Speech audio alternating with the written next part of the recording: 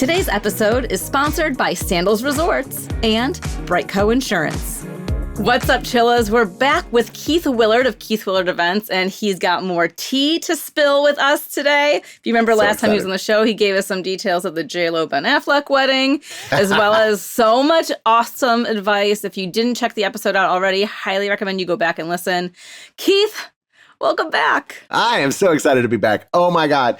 I cannot even tell you. I was like literally hoarding thoughts about what we needed to talk about next time because we had such a good time the first time. I was like, oh my God, there's so much more that I want to talk about.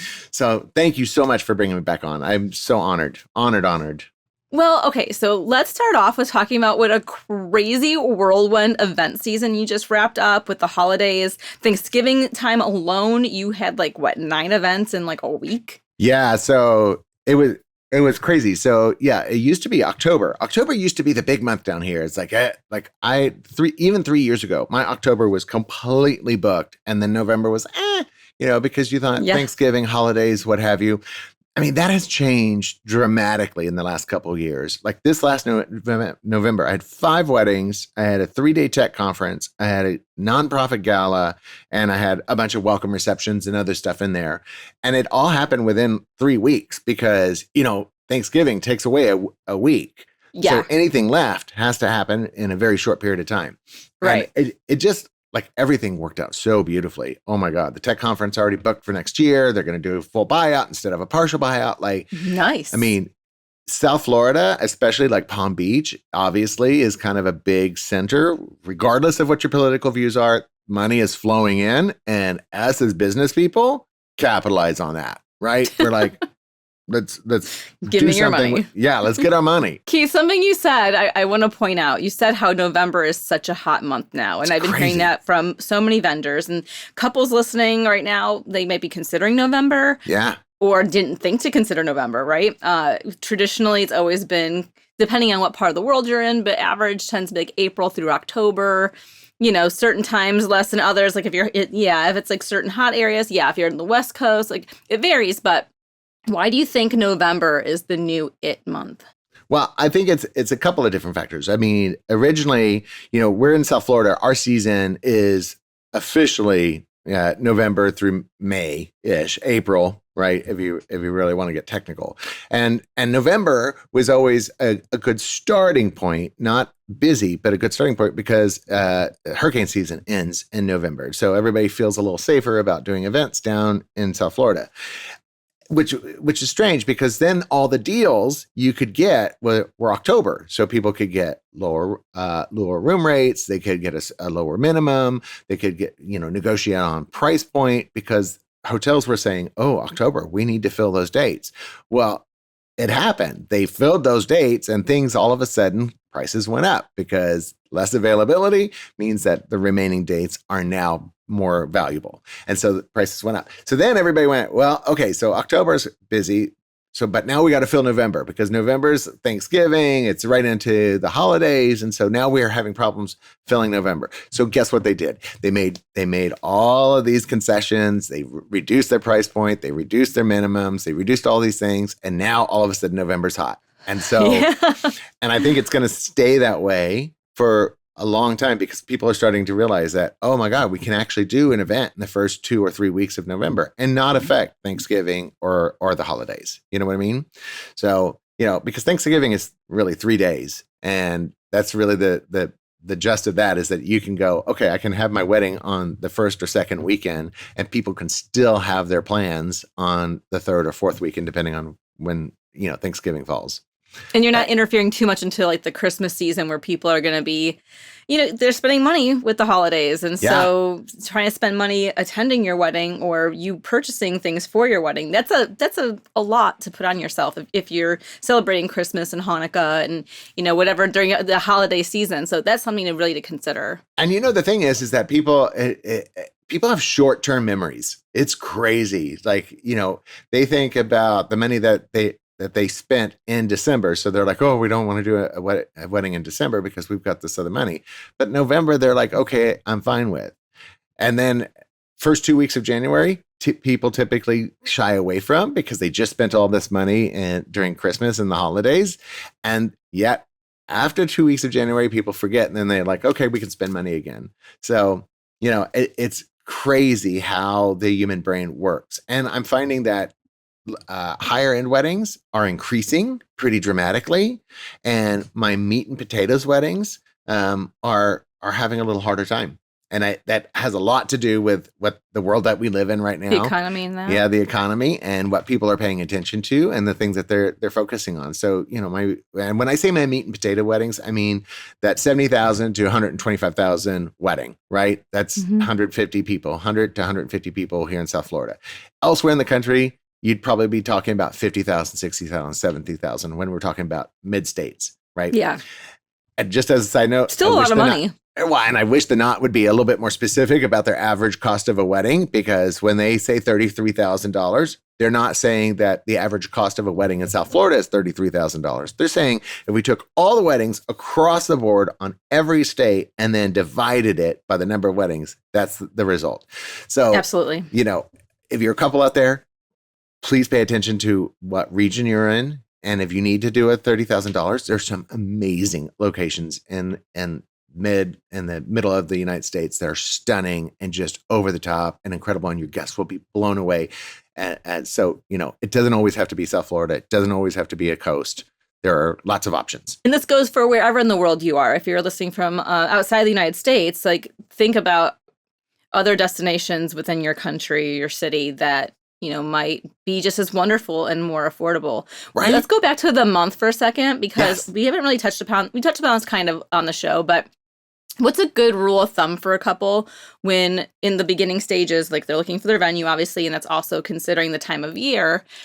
Some people might go into it wanting to have it around their dating anniversary or a certain holiday, or this is when my parents got married. Like, what's a good rule of thumb when trying to choose your month or season? Don't base it on emotional connections, right? Because if you base it on like your parents' anniversary, then the parents of the other couple are offended. Right? If you base it on your personal anniversary, okay, that's a doable thing. But I tend to tell couples, like, pick a day that that works for your intimate friends and closest family. Because those are people that you can pull pretty quickly, and those are the people that you really want at your wedding. And then outside of that, so I think of it as a bullseye, right? So the rings out are based on importance in your life. People don't have to know where they are in the bullseye, right? But you do that inner ring first, and you're like, okay, we're really wanting to get married, and we're really thinking on dates. What is your like? I mean, there's no reason not to think about logistics when it comes to travel and who can actually be there, because it'll save you a whole lot of problems. Also, then think about weather, right? Because a lot of people think about if they're from New York, they think June, July, August, those are great wedding months, but not here in South Florida. South Florida, it is 95, 98 degrees with 100% humidity. And you mentioned outside, hurricane season. Right? And you step out and you sweat. That's it. The first thing you do is you just sweat. And they're like, oh, my guest will be fine being outside for 15 minutes in black tie. No, they will not be okay for 15 they minutes. Will not. I'm telling you right now. And so be aware of the region and the weather that is occurring in that space. Don't just assume that because you live in New York that all weather is the same in New York. Or if you're in Brazil, that all weather is the same in Brazil. I'll give you a perfect example of this. I'm getting to do this like amazing trip to Egypt, and I was like literally packing for desert. It's going to be 40 degrees. Like, stop. I didn't even follow my own advice. I didn't like go, oh, let me pick up the weather app and just like flip through it and be like, 40 degrees. Like, there's a possibility so you're like of unpacking snow. Everything. And yes. I'm like, oh my God, I got to like think about long johns and all that stuff. So that's what I'm saying is that you got to pay attention to the weather and what is typical happening. And, and doesn't it just suck that Farmer's Almanac is now done? I mean, I can't believe that they're finally calling it quits. I mean, not like it was based in reality. I mean, it was kind of like astrology. Oops. Oops. I know, you have some opinion there. I love astrology. Like, damn farmers. I do. I love astrology too. Right. But, we don't know how much of it is real when people say, oh, here's your horoscope. Same thing came up with the Farmer's Almanac. I mean, it was based on weather that was, 50 years ago, 80 years ago. new technology and new things have just made it obsolete, but I'm still sad to see it go. We've mentioned on the show before, kind of going with this, about how you should also, aside from considering, typical weather things of that year, like hurricanes and tornado season, et cetera. Yeah. You should consider if there are major events happening at that time of year. Oh, God, you should also consider, so I know my boyfriend Dave, we're big baseball fans, and he's super Guardians fan. Go Cleveland Guards. And I know that one day, if we do finally get married, it can't be during the season. Right? Oh my God. It's not going to happen. And Travis Kelce and Taylor Swift are going to get married. I can tell you it's not going to be during football season. Right? It is absolutely not going to be a football season. And the baby's birth is not going to be in football season. And I'm guaranteeing you their life events are going to be scheduled around his career and her career. I guarantee it. But with planning, do you look at that a lot for your couples? And is that something you suggest the couples really look into?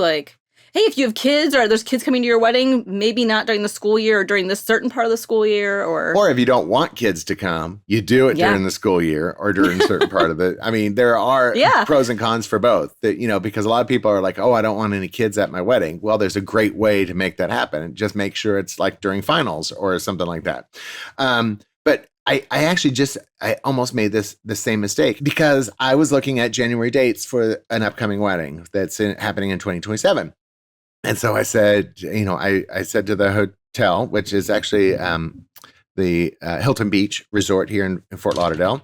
One of the dates I proposed, she's like, emailed me back. She goes, that's during Tortuga, which is huge music thing down here. I mean, it is loud. It's crazy. The traffic is nuts. The room rates go through the roof. And I mean, is that April? It's January. Or it's January. Is it always in January? Yeah, it's always. Okay, there was another one in Fort Lauderdale that's similar to that. That's 3 days, and Dave and I had booked a trip at my birthday time, and we had no idea. We showed up there, and it was we got lucky because we were Marriott Bonvoy members, so we got hooked up with the room. But had we not, we would have been screwed because here's this 3-day festival that we did not know was happening right there by the hotel. And the problem is that they're not all in the same, you can't just go to the web and look up every conference or convention or concert in one central location. You have to rely on the hotel, the venue, what have you, to say, okay, what is the schedule this year? What are the opportune dates for us? So we ended up picking a date where the room rates actually drop a little bit, which is second week of January, shock. And so we avoid Tortuga completely. And that way that their guests can enjoy a little bit lower room rate, have a little bit more access to the beach and to the tourism sites and what have you. But it's so important to look at just everything. I mean, conferences, conventions, even stuff that you don't even know about, like tech conferences may be happening. And in Las Vegas, they have one of the largest tech conferences in the world. 100,000 people come to this, several 100,000 people come to this. If you try to do an event during that kind of week in Vegas, it's almost impossible. And they're set up for these large scale events. So it's really important to do your due diligence, to look at every possibility and just think, okay, if all else fails, what is the one thing that can really F us? And it's going to be a conference, a convention, major concert. Someone on the show had said the Taylor Beyonce effect. Oh God, yeah. I mean, and then they're down in Miami, they have citywide concerts now. Pay attention to that. Weather first, always weather first, circle of friends, and then major events that are happening in the area. And keep in mind that Miami, so in this particular area, Miami, Fort Lauderdale, Palm Beach are 3 very distinctive cities. What happens in Miami does not affect things in Fort Lauderdale. What happens in Fort Lauderdale does not affect things in Palm Beach. So you have to be very specific about which city you're looking at. I thought you were about to say what happens in Miami stays in Miami. I was like, hell no, it doesn't. No. It is published on Justin Dade. I mean, there is a website called Justin Dade. Check it out. There's some crazy stuff that happens. And because Dade County is where Miami's in. So and so JustinDade.com. Oh my God. It's okay. a Florida man. Definitely I mean, it it's out. the craziest, oh my God. Okay, well, speaking of stories, we have more to go to. We have more to get to. Yeah. So before we get into some more like personal stories, I want to talk about something that you mentioned last time on the show that I think is super important, and that's the high impact, low cost. And I want to quote you from the last episode. You said, "Big impact, low cost. Those are my favorite things. I love big impact, low cost because I'm like the dollar store kind of guy. Like I love that big impact, low budget because creativity costs nothing." God, I sound so good. Oh You my are God. so good. I was like, Can you dang, that sounds amazing. Can you expand on that? Yeah. So, here's the thing is that if you want that flower arrangement that has the orchid that only blooms once a year on the top of a volcano, God bless you and go for it, right? But nobody's going to know that orchid is that kind of rare orchid when it's in a big bunch of florals that are also white or whatever color. So yeah. It kind of expands to everything. So even like florals, a good hydrangea, a good decent type of rose, like all of those things can create really beautiful arrangements without a high cost. But high cost, high impact, low cost, anything that is personal. Like I had this wedding and oh my God, God bless them. They found a photo of the couple with each guest and then printed it out, wrote a personal note to each guest that we then put at everybody's place setting. So they had place cards. And then so under their napkin, when they picked up their napkin, was their photo of them with the couple. And on the back was a personal note from the couple. Holy moly. I mean, the reaction from the guests was incredible. And not only did they have this like amazing personal memento that they will never get rid of, not like a favor, which is cheap and boring.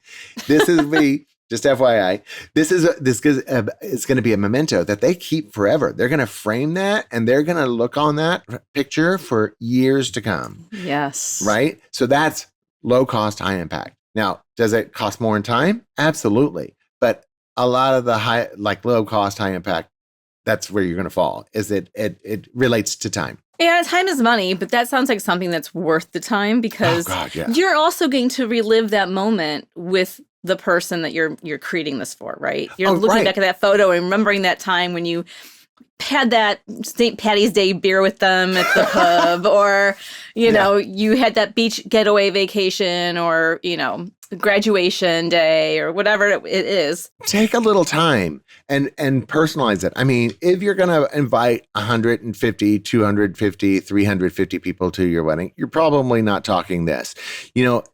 If you're talking about that kind of size of a wedding, then we're probably talking about like message in a bottle type of things that you can do on the computer that are simple. Like one thing that I just did, and I made a joke towards astrology, but I take it really actually means a lot. I had a bride that was really big into astrology. So what we did is we found out everybody's birth sign, and then on the back of their place card, we put their personal horoscope. So not only did they get this place card that said, then they turn around and they're like, oh my God, how did she know I was an Aries? How did she know I was a Libra? And then it had their personal horoscope. I love that. I want to steal that idea for a future event. High impact, low cost. One I saw that's coming to mind that I saw years ago was a Christmas time wedding. And for the place card / favor, they did an ornament and took maybe puffy paint or something. I don't know. They did something to put the person's name on the bulb. Puffy paint. And had it up. And then they got to take that ornament home with them. I love things like that. Well, and that actually, I had another wedding in November. God, November was a crazy wedding. But that's what they did is they made personal ornaments for everybody to take home with them. And so, and then they personalized it with their name. Now, I mean, it was actually fairly low cost because they got it, I think from Temu or one of those websites, but they had to order it way in advance, so it had to be 3 months in advance. So sometimes, yeah, that's a good tip. Got to think about that. Yeah, you got to think about shipping. You got to think about timing, and so many of the things that you might think of last minute might not be available, and just means the shorter the amount of time that you have between your planning and the wedding means higher cost shipping. So yep. The more time you have to make these things happen, the cheaper it's going to be because you're going to have more options to look at. like one of my, like, this goes way back. I did a wedding where the couple's first date was at the movie Up. Remember that, where the old man and the balloons fight? Yes, and they had that really beautiful song in it. I can't think of the name of it.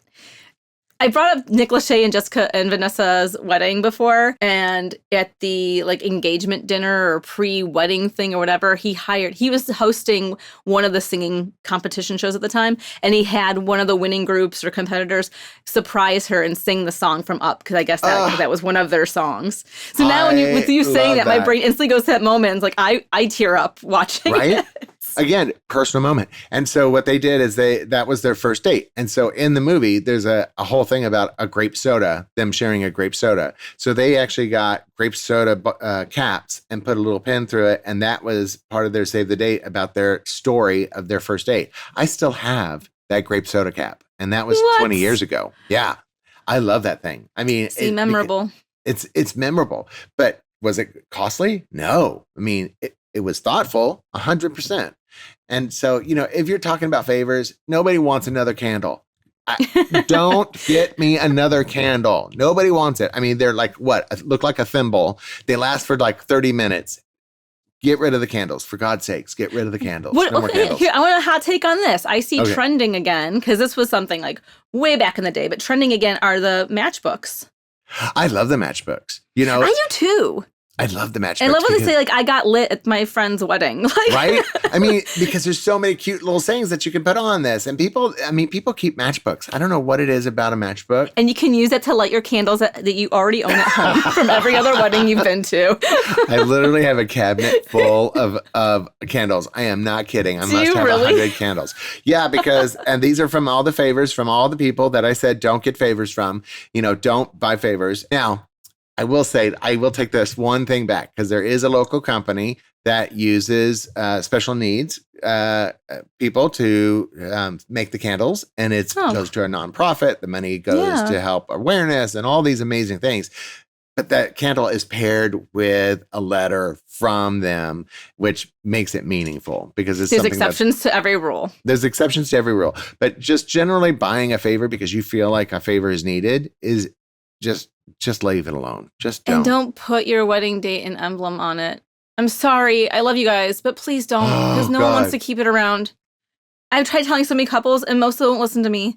Please, save yourself. Right? Nobody wants to see your name on a wedding date. They're not going to use it. It's going to go in the garbage, or be at like a Salvation Army. Oh my God. So I had a wedding years after 9/11. Had their wedding on 9/11 and had champagne glasses with the date 9/11 on them. And I went, are you kidding me? We can't put these glasses out. And they're like, why? It's our wedding date. They were so blind to the world around them that they were like, but it's our wedding day. It's been 6 years. It's like, it's been 6 years? I know. So this has been a bit. Shut the fuck up. Right? I am sorry. Look, I just made you blurry. I love that shit. I'm sorry, y'all. But and maybe because I was 18, I was a freshman in college when 9/11 happened. So it's very raw to me still, all these years later. You just don't do it. You just don't do it. I don't care if it's your wedding day. I understand it doesn't have the same significance as it does now for the younger generation that was not involved in that. Right. But let's not emblazon anything on anything that like your older guests are going to know. Anybody that's over the age of like 20 is going to remember this. And so, And I get it. If you live outside of the U.S. listening to this, I get that it would not have the same significance to you that obviously it's impacting me and Keith. Right. But still, if you're in the United States. Right. Let's be a little sensitive to that date. 100%. And be sensitive to all those dates. So, you know what I mean? When there are certain dates that you just don't do, or emblazon. You can have your wedding on those dates, obviously, because life goes on. But you got to be sensitive to your guests in general. And this goes back to the whole favor thing. Like, if you have a question of whether or not to do a favor, the answer is going to be no. Right. A favor should have meaning. It should create a connection between you and the guest. It should be something that they cherish or that they eat. Like it either has to be like, oh my God, it's the best thing ever I've ever seen, or I get to eat it or drink it. That's your two choices. No middle ground. Nope. Consumption is always the best way to go. And then super personalized, like your photo idea, the ornament, things like that. Like, but again, now it's your wedding emblem. Put their name on it. Right? Oh, and people love personalization. People love to see their own name on stuff. Yes. So if you're able to put their name on anything, a menu card, I don't care what it is. I had one wedding where we just did their name in acrylic, their own name. People love that because they love seeing their own name. Like, oh, that's my name, right? And it means you took an extra step to, it's beyond just the escort card. Yes, because you took an extra step to see them. You actually had to type out their name. Now, you do have to get the spelling right because the mother's name was not spelled right. And boy, was she upset. But I was like, I had to show her the list. I'm like, look, this is the list I got. I'm sorry. I didn't know what your name was. I didn't know it was with a Z. So yeah, be real careful. Something that I love that I actually kind of forgot about, and I kept it forever. If I still have it, it's in a storage unit. Back when my sister-in-law and brother got married, back in 2012, I was a bridesmaid. Yeah. And at the time, Mandy was a manager at Things Remembered. Remember Things Remembered? So what she did is part of like our bridesmaid packages, which I still have most of my stuff. She took mini champagne bottles, Prosecco bottles, and she had each of our names engraved on each one and put it in the thing because she could do it for free. She's a manager. So she engraved her name on the Prosecco bottle. And after drinking it with them, I kept the Prosecco bottle. Because it has your name on it. It had my name on it. And my memory goes right to, I got to have that split with her and the girls. Imagine a wedding day where each detail is already taken care of, allowing you to savor every moment. At Sandals, your dream wedding can finally become a reality. From intimate elopements to grand celebrations, Sandals offers customizable packages for every size and style. Plus, everything is included. Your accommodations, gourmet dining, premium drinks, and all your wedding services. You get a dedicated wedding planner and an on-site team to manage everything from ceremony to reception. And here's a really sweet deal. Stay 7 nights or longer in a club or butler level room, and you'll receive their Sweetheart Wedding Package, completely on them. That means your ceremony, decor, and even a delicious 2-tier wedding cake. For those of you who really want to be sure, you can even test drive your wedding experience before you book it. Stop dreaming and start planning. Head over to sandals.com today or call 1-877-SANDALS to create your unforgettable wedding experience. Keith, if you could grab a couple by the shoulders and just say, stop this, don't do this, what would it be? First would be stop being so controlling, right? You're not a photographer. You're not a videographer. You're not a DJ. Do not be those things. You hire people because you trust in what their abilities are. So stop doing that. You're not any of those things. Trust in the process and just know that if you've hired the right people, they're going to give you the right output. The more controlling you are, the less ability that they get to be as artists. And that's what you hired them for, is because of their artistry. So let them be artists. Second thing would be timelines. Stop thinking that everything's going to happen by a stopwatch. It doesn't work like that. There's not somebody on the side going, oh, 5:01. Okay. We're now 1 minute late. That's not how it works. And especially with photo timelines, I don't know what people think, but they just assume that photos take a lot less time than they actually do. Right. I mean, you have this long list of people, and it is going to take grandma 10 minutes to get from her seat to where she's supposed to be standing. And that's your total timeline for all of your photos. So you gotta loosen up on that a little bit, right? Got to loosen up on that timeline and trust that your photographer, when they give you a timeline, it's based in reality. That's not based in, wishful thinking. That's based in reality. And that's why there's buffer times too. Exactly. And and if you keep screwing with their buffer times, it's going to screw up your whole wedding. You're going to be late. You're going to be upset. It's going to show in your other photos, and you can't Photoshop that shit out. Like, a bride being upset is a bride being upset. What's the other thing? With couples, there's so many things that I'm trying to focus on one thing, just because educate yourself. I wish couples would educate themselves on everything. I understand that part of my job is to educate. And so that's what I end up doing a lot of my time. And that's why you're here today. Right? Is educating brides on what the reality of planning a wedding is. Not only is it just the logistics of having and the cost of putting everything together, then there's the whole emotional side of it. We talk about, pushing buttons.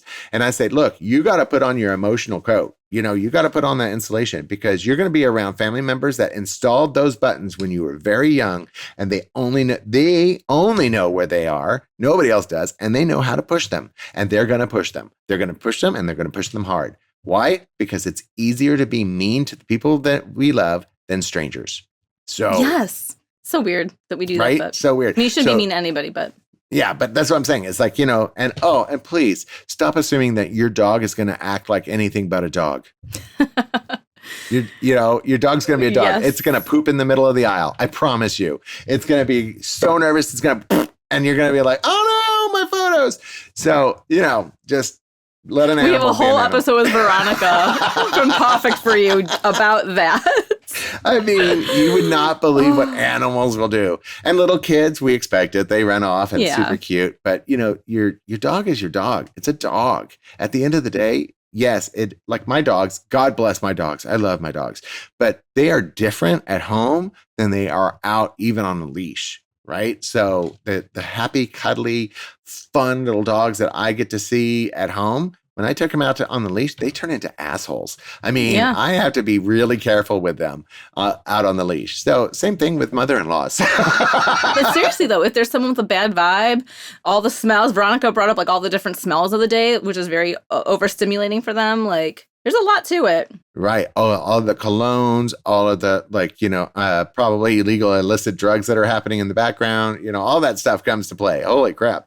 Miami of you, Keith. Right. I know. Come on, please. It's so down here. The other thing is I would tell couples to stop making the groom be available when he doesn't need to be.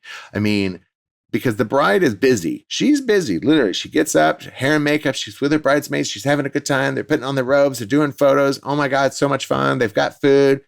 The groom is like this. He's like, I just want to be golfing and drinking. Exactly. Playing a video game. Exactly. What we don't need him until 2:00. Why the hell do you make him stay until 2:00? Now, if he goes golfing, I'm absolutely going to say sunscreen, put 2 hours, I'm going to make sure that there's some like guardrails there. But good call. let him go do something because he's just as nervous as you are. I guarantee it. He's not going to show it, but he's going to be like, and what do they do? They drink. They start drinking. And then before you know it, you're like having to like call the IV drip lady to come and sober them up. And that's not pretty. So for our couples, what looks glamorous in theory, but is a logistical nightmare to execute? Chandeliers. I should have guessed. I know. I should have And chandelier installations are still pretty huge right now in receptions. They're huge, but now, there are some things that are helping. Like people are really into the shepherd hooks, thank God, because the shepherd hooks help alleviate a lot of that install. Because when you install a chandelier, you have to worry about hang points in a hotel roof. And if you're using real glass, I mean, those chandeliers can be hugely heavy and they're incredibly fragile. And then you have to get them up there and then you have to get them electrified. So, I mean, I think that it's beautiful. It's amazing. I love a beautiful chandelier, especially in a tent. Oh my God. But it's hard. It's a hard install. So I think that, that's one of those things that you have to be really careful of, is anything that is that delicate nature.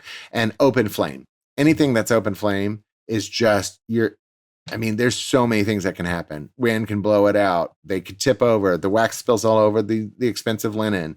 It burns something down. Somebody places it under a rose petal. Then you get the burn smelling that goes throughout the room. Yeah. And you need to look too, because I know a lot of venues or planners are kind of weird about who's responsible. Like I know of some planners that will not light the candles. It's going to be on the venue to have to do that if you want it. Like they'll help set things up, but they are not touching it. That they will not be responsible for that match. You know why? To the it's insurance. Flame. It's insurance. Correct. Because if they light the flame, they are now responsible for what that flame does. So if they are caught on camera lighting a candle that then tips over and catches the whole place on fire, they are now liable for all the damage that one candle did. So, I'm all for candles. I think candles are so romantic. I love so candles. Beautiful. It's the best lighting next to twinkle lights. But technology has come such a long way when it comes to candles. And honestly, when you put in uplights and everything else, I mean, I think a good votive candle in a glass does all the things you want a taper candle to do, but safely. Pillar candles, votive candles, all do exactly what a pillar candle will do or taper candle will do, but a lot safer. So, yes, I get how pretty it is. Again? I've seen it. All of a sudden, I just what was the question again? Oh, what looks glamorous in theory, but is a logistical nightmare to execute. Uplighting. So, I am a huge fan of uplighting. I love uplighting. I love because it is one of the most inexpensive things that you can do that can massively change the look of a room in an instant, right? The problem is that if you do a lot of uplighting and, like purples and blushes and those seem to be really popular, the photographer gets in there and they start taking photos and everything keeps turning up purple. Like it affects everything visually. And so that's why they have to bring in the big lights that light everything up so that way it can compete against the uplights. So yes, I love uplights, but you got to be specific and sparing with the color. That's a great hot tip. And this is probably something that whether you have a planner or a venue coordinator or someone that you've hired on to do uplights, they probably should be communicating, coordinating with your photographer and videographer, correct? 100%. I think this is one of those areas that nobody does and everybody should be doing. Your lighting people should absolutely be talking to the photographer. Now, your photographer is probably going to give you a lot of pushback, be like, oh, no, this is the most important thing. You got to have a photographer that works with you and says, okay, yeah, I get you want it to be beautiful and let's look at placement and make this work for both of us, right? But good photographers know how to work with good lighting techs. And while the uplighting colors might be the same in different rooms, for the photography standpoint, a hotel ballroom is going to be different than a brewery. Oh, God, yes. Okay, you know what I mean? So it might have the same cool lighting, but when it comes to photography and videography, it's not going to be the same. So this is so weird that you said that because I had a wedding at the Ritz-Carlton and I had the welcome reception at a brewery at Funky Buddha. So just like 3 weeks ago. And guess what? So the uplighting at the Funky Buddha was in the barrel room, which was so cool. You get these like great light, get some great uplighting. It shadows the barrels beautifully. It looks great in photos, but the space is huge and cavernous, which means that the uplighting doesn't go too far into the room, which means people's faces still look like faces. They don't look like Oompa Loompas, right? They still look like a human being. Right. But you go to a ballroom, it's all white and it's closed in. So what happens is that uplight reflects off of all of that white material and just goes throughout the space, right? So again, sparingly listen to your photographer, listen to your lighting techs, make sure that you're being careful about how much you use. Just saying. Good tip. Yeah, no, that's awesome. Random. So sorry. No, this is the info that we need to know and be cognizant of because we don't talk about that aspect of lighting enough. And communication is a big one. I think communication for sure. So going back to the shake the couple. Yeah. Make sure that your guests know what they're getting into, right? If you're doing a beach ceremony, tell them, because I cannot even tell you how many times I've had couples where their guests are coming in these like amazing Jimmy Choos and these, gorgeous, right? And they have to take them off and they have to walk in the sand and they've got hose on or they've got this on, or the groom or the male guests have these gorgeous, alligator shoes and they take them off and there's a hole in their sock, right? Because they don't think the same way as the rest of us, Yeah. So they're like now embarrassed because they have to take off their shoes. And then instead of, they would rather walk in the sand with those shoes. So you got to tell people what to expect, how to dress, be specific about it. It's okay to use photos in your website, right? Have a diagram of like what's acceptable. People love that, right? They absolutely love photos. I have to know this. What's the most vague dress code attire you've ever seen? Business casual. My brain thinks you can wear slacks, but you could also get away with a nice pair of dark denim jeans and a button-up. Exactly. Business casual couldn't be more like blah. Like you're like, well, what does that mean? Because business casual in the business world means a lot of different things. In some companies, business casual is a jacket with jeans. That is business casual, while others it means no tie. So you got to be real specific about business casual. Or black tie optional. So then what's the other option? If I'm not wearing black tie, what am I wearing? What am I wearing? I guess another tie. But, that's what I'm saying is that people need to be, and I know everybody gets cutesy with, Miami chic and summer festival and, great. But back that up with words and photos on your website. It doesn't have to be on your invite, but it has to be somewhere that people can go to and go, oh, okay, thank God I'm dressing appropriately. It'll just help everybody have a much better time. Let's think about the past year, 2025. What do you hope, because now that we're in 2026, yeah. In 2025, what do you hope just stays there and does not continue on this year? Oh God, man. Shame on you. You knew I was going to say something bad. I didn't know at what point of this episode you would, but I knew at some point you would. Oh, God. I literally started sweating. I think expectations. Fuck expectations. Seriously, fuck expectations. Your wedding is for you and a very close group of people. Nobody's going to give a shit about what it looks like on Instagram. It's going to be a passing phase. They're going to look at your wedding and go, oh my God, it's beautiful. Like, done, moved on. Your wedding photos are forever. And so what you do in your wedding is going to stick with you, which means you better have a damn good time no matter what happens, right? If it pours rain on you, enjoy it. If the dog poops in the aisle, laugh at it. Just enjoy your day because that gets across in the photos and that makes your guest enjoy it. So leave the expectations behind, focus on the now, focus on the joy, focus on the love, but don't worry about what other people think. Fuck them. Like, if you're worried about what people think, they should not be part of your wedding unless you're blood related, which unfortunately for you happens a lot. But even then, fuck it. Yeah, you really have to invite them. Seriously, like if you haven't talked to this person, it's kind of like the Oprah theory. If you haven't used it in 6 months, get rid of it, right? So if you haven't spoken to them in 6 months, actually spoken to them, not texted, not liked something on Instagram, but actually spoken to them in a meaningful way in 6 months, don't invite them to your wedding. You don't care enough about them. You really don't. Right. No, and I was thinking about like the other like fuck it moments. And I think that, brides and their bouquet is just, oh God. People get so obsessed about these bouquets. And at the end of the day, they just get crushed and beat to shit. And they just look awful at the end of the night. And then like, can we save it forever? It's like, no, let it die. Let it die. Oh, you saying this. I don't want to yuck anyone's yum. I really don't. But this is such a peeve of mine. I saw this more recently. I forgot what site I was on, but a bride was coming down the aisle and humongous bouquet. Like it swallowed her. It was swallowing her. And I was like, there is a point. There's wanting a grander bouquet.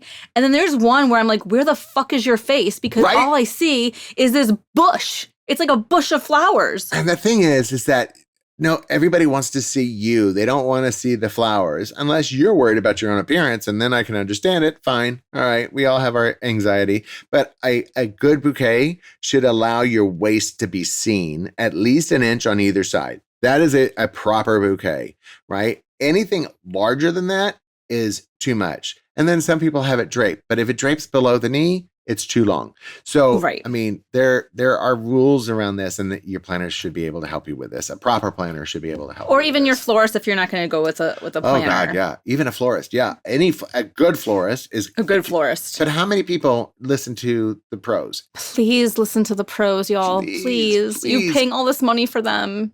Well, and and not everybody is out there to fuck you. I mean, I understand that there is this thought process out there that people think that vendors are out there to make as much money as they possibly can from every single couple.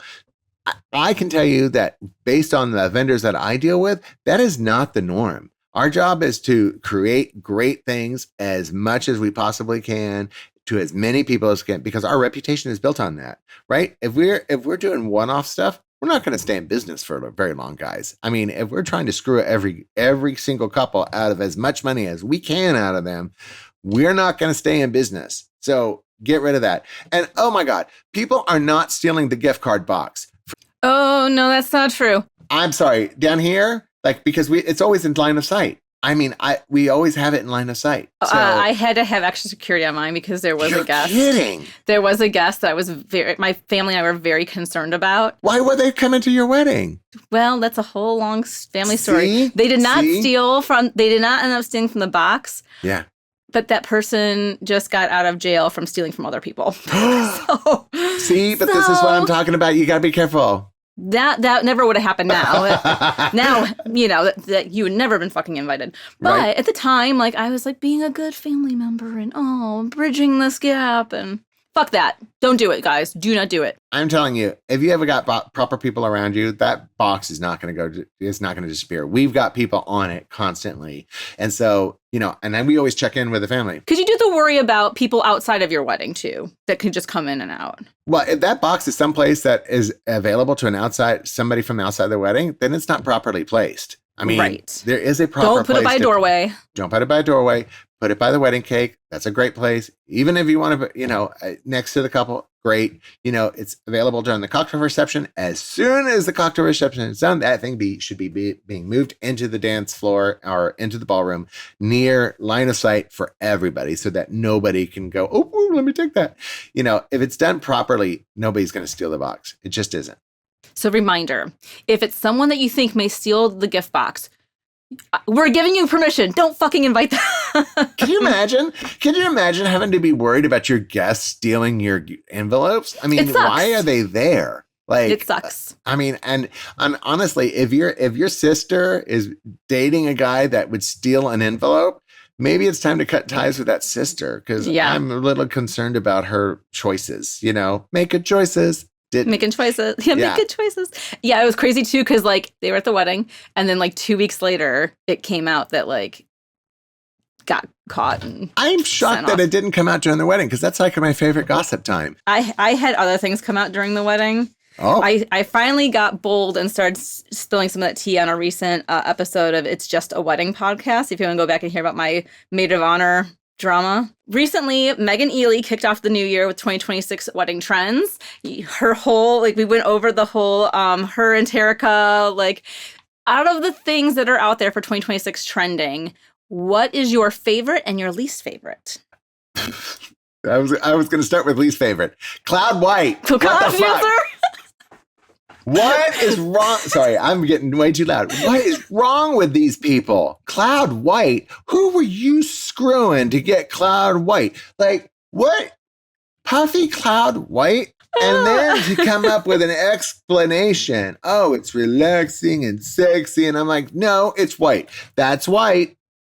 It's white. White is white. It's white. It's So fuck it, bucket, cloud dancer. I mean, that is how stupid was that idea? I tried to find the positive and say clean slate. Whatever. It kind of reminded me of the buttermilk and gray moment. Mm-hmm. And then there was the blood spot maroon. And I just thought, man, they are really messing this up. And then they come out with Cloud White. And I thought, wow, you've really done it. You've really just really made Pantone not relatable anymore. It's just people are like, what? Why are we paying attention to this? And you never have to do your weddings based off of the colors of the year, I think you should do the basic colors off of what you love. Like, what makes you you? If you're a big pink girl, then we absolutely need to put pink in it. If you blue or green or red or whatever the color is, orange. Lean in. You went to the University of Miami, we can make that work. Every like I just did a wedding that was all roses. Now that can get very cheesy very quickly, right? It can turn into a romance novel kind of world. If you don't execute it right. Done right.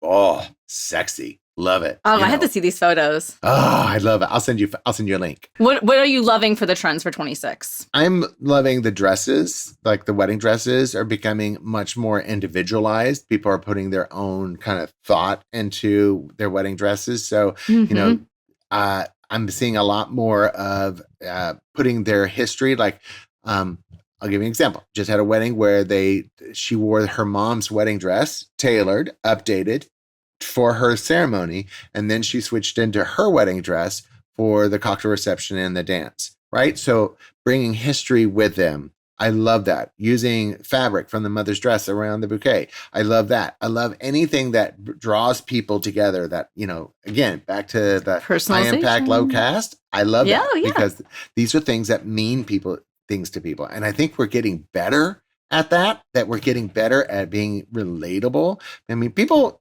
all know we're all screwed up. All of us, we're all screwed up. We've all got something. And we've got all of us have closets. I mean, dead bodies in the closet. We've all got skeletons. We've all got, all sorts of crazy stuff in our lives. And I think what I love is that we're becoming a little bit more like human about that and getting less Instagram posts, less TikTok, less, because we're all over it. We're all tired of it. We're just like, oh my God, can anybody be real again? And so I'm really hoping that trend that I'm seeing in my little world continues because I love it. I love it. Okay, final. It's question, but it's more like storytelling time. What is your favorite celebrity wedding or event that you've had a chance to work on? There's two events that I really love doing. I did Mark Cuban's 40th birthday. So we all know how old he is. Which we talked about on the last episode. Right? That was the backyard barbecue, right? Love that. But I also did Michelle Buteau's wedding, which is Survival of the Thickest star. So she's a comedian. Yeah. So she's on Netflix, Survival of the Thickest. I loved her wedding because she was so honest, so straightforward, so real, and just was there to have a good time. And this is before she got super famous. And she had her husband is Danish. And so they couldn't be more opposite. And she leaned into that. She leaned into the differences and the fact that love is love is love, and that you can't help where your heart goes. And so what I loved about that wedding is that it was non-celebratory. It was a non-celebrity wedding because she just wanted to have a great wedding for her friends and family, not because she was trying to get on the cover of People magazine. You know what I mean? Yeah. Like Jennifer Lopez. So, I'm just saying. I mean, I feel like the only reason Ben and Jen even had that was a big publicity stunt. Like, it was $1 million publicity stunt. That's what it was. Michelle Buteau, no, she did it because she really loves the guy, and they have awesome. An amazing life together, and they have gorgeous children, and she's awesome. So there you go. Oh, that's so cool. Well, Keith, I can't believe we've already spent an hour together, and I could just talk to you all day long. Did we get to all the questions? I appreciate you. No. So you know what that means, Keith?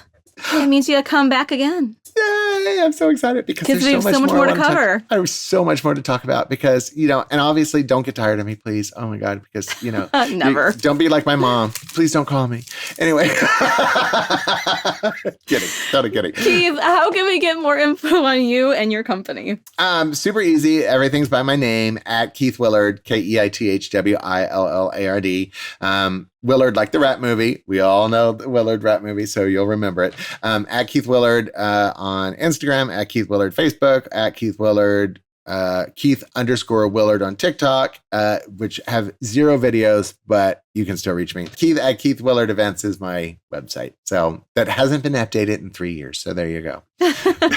Well, thanks so much, Keith. Love you, appreciate you, and we'll talk to you again soon.